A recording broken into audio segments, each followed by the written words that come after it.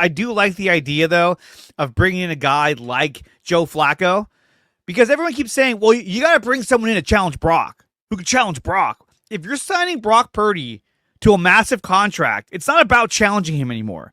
Now it's about bringing in a guy like Joe Flacco who has the experience, who can also help mentor Brock Purdy. When Brock's, has those moments where he fucks up and he's down himself, who's he going to turn to? Fucking, what's his name? Jared Allen? Like, hey, man. You know what I mean? Can you imagine?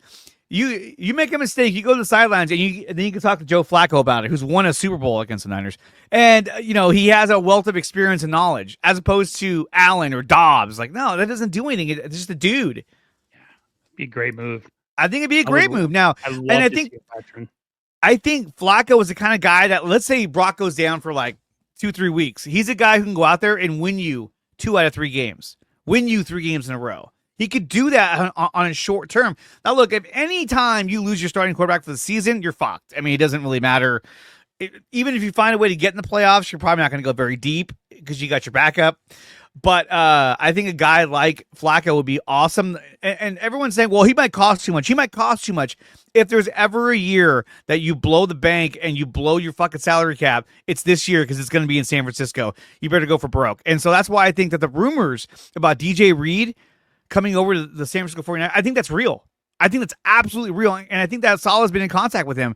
And I think that getting him as your slot corner would be like, holy shit. Now you have 3 starting caliber corners that are going to shut you down.